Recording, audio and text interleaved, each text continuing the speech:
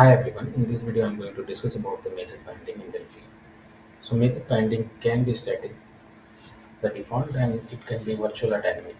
The virtual and the dynamic method can be overridden and they can be abstract. These, de- these designations come into the play when variable of the one class type hold the value of the descendant class type. They determine which implementation is activated when the method is called. So at runtime it will decide which method will get called, right? Method or default static. When the static method is called, the declared compile time type of the class or object variable is used in the method call determines which implementation is activated. So in the static binding, it will determine which the class variable we are creating the object. So here, for example, I have taken created one class tfigure class and draw method. I created one T square class and we are inheriting the T figure class here. Okay, the same method. I'm writing the draw method here. Let's talk about the virtual and dynamic method. So virtual method are enabled subtype polymorphism. In other words, they allow implementing the different behavior in the descendant class. So what will happen? Suppose the same method is written in the parent class, okay, as a virtual, and in the derived class, the same method. If you are writing as a override, right? So that means we are giving the redefining that method into the child class. So that means if we have the base class T save class with the virtual method paint method, okay. So suppose we have the T save class with the virtual T paint method, okay, and in the descent class like T rectangle, circle, or T triangle, we are inheriting the T save class, okay. Then each of these subclasses can implement a different paint method to appropriately paint itself. So in the rectangle, the paint definition will be different. In circle, paint will definition will be separate. In triangle, paint definition or paint logic will be different because in the triangle it will paint will be different way. Okay, so you can call the paint method on any shape, right, instance without needing to know which kind it is. Okay, and it will be correctly painted. You should almost always use the virtual directive instead of the dynamic one. In the most cases, the virtual method are faster and take less memory than the dynamic method.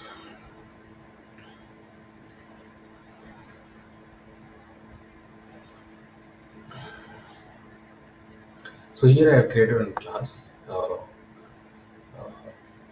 T my parent class. Okay, in this I have created one procedure one is the virtual. Okay, and the procedure two. This is the static method. So I have not created as a virtual. This is just a normal method. Procedure two, right?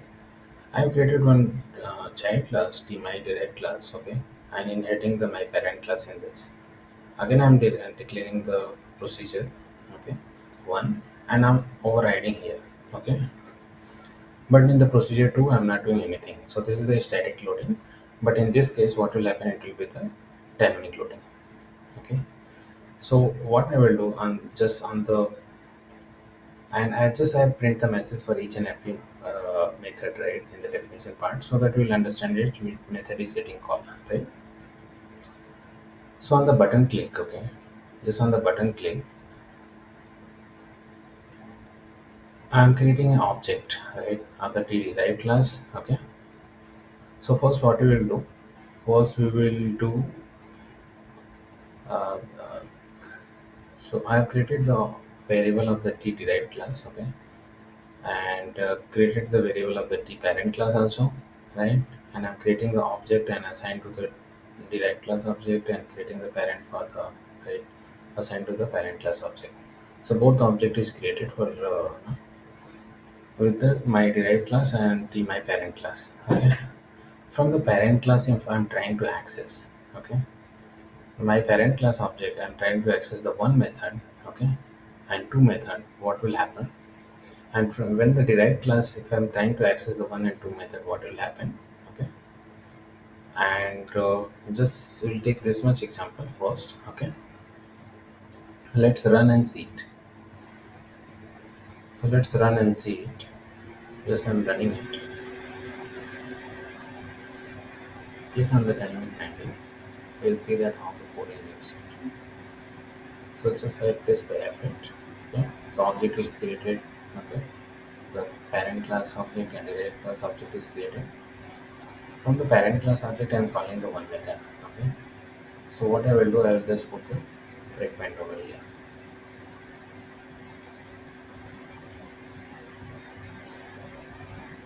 Okay. So for each and every method, put the breakpoint. So what is happening here? When I click the F, then I press the F7, it is going to the my parent class one method and showing the message to us. Okay, this is the my parent one class call. Next is when I'm calling the from my parent class object two method, what will happen? It will go F7 and it will go to the method. It will show the my parent class 2. Why it is happening? Because the my parent class, I'm just creating the object and trying to call these two methods. Okay, so it will be the setting, right, and it will execute whatever the code is written inside the method, right. Now let's try to call the one method from the derived class. Okay, so here I am, and now my cursor is here, F7. It will go here, and you can see that inherited. So what will happen? The my derived class one is the, if we see that the definition, my derived class one is the override method. Okay, so what it will happen? It will go to the inherited method first, because of the this it will go to the inherited method of first. So inherited method of the child parent class, right? So it will go to the first parent class one method, right? It will go here first, and then it will come once again in this method. So if you see that effect, it's calling that the one method of the my parent class. Okay, then it will come inside the same method and it will execute the my derived class one method. So first what it did, inherited, because of the inherited, it is going to the parent class one method, and after that it's executing the child class one method. It start executing. Okay, similar way, now here the child class method logic is executing. Then next is the, when I'm trying to derive class 2 method, right, what will happen? This is the derive class 2, right? It will come here, effect, and then this message will print, and after that it will go here and create the object. So what we have seen it here, when the method is overridden here, right? When the method is overridden, right? So here in the my parent class, one method, procedure one is the virtual. When we are inheriting in the child class, my derived class, we are inheriting my parent class, right? One method we are overriding. So overriding means we need to give the different definition of our class method. Okay. So when you go to the definition of the one method, right? What it will do here in the inherited keyword will come. Inherited keyword means it will go to the inherited, right? The class member. Okay. So it will go to the inherited one method, inherited class of the one method. So it will go first, inherited class of the one method will be the my parent class dot one method. It will execute this line, and after that it will come and execute the, so set up the logic whatever written in the my derived class one method. Okay, so this is the difference, and it will decide at the runtime. So which method, right, object we are going to call, which class object is going to call.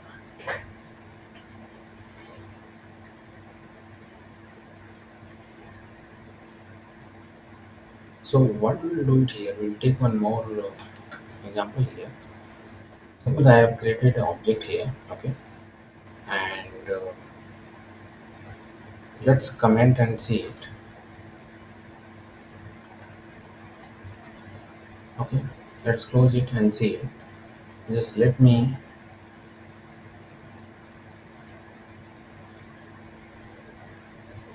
Let me create this one. Okay.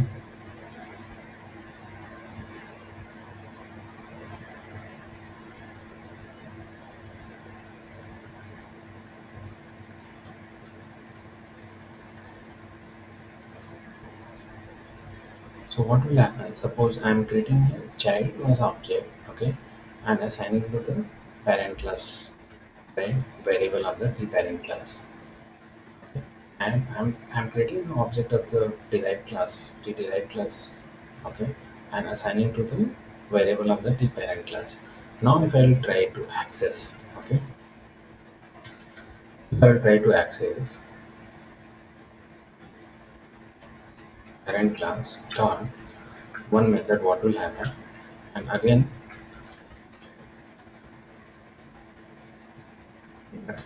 two method, right?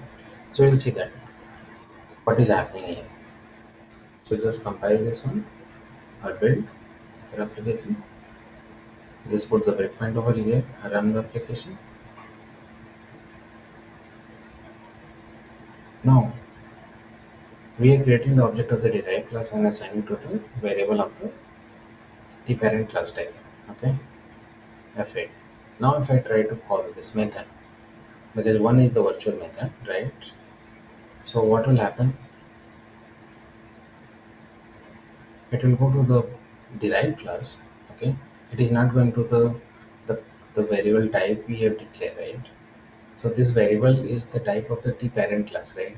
But the actual this variable is assigned with the child class object. Okay, so it will go to the child class. Okay, one method. It will not go to the type of the variable we have declared of the class. Okay, it will call the method.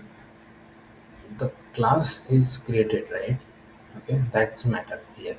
So we have created the class of the derived class here. Okay, so when you are calling the one method, it will go to the derived class one method, okay, instead of going to the parent class one method. So here it will go and call the, because they inherited, it will go and call the parent class one method, and then execute the child class logic. Okay, and in two method, right, what it is, simply it will go and call the parent class, right?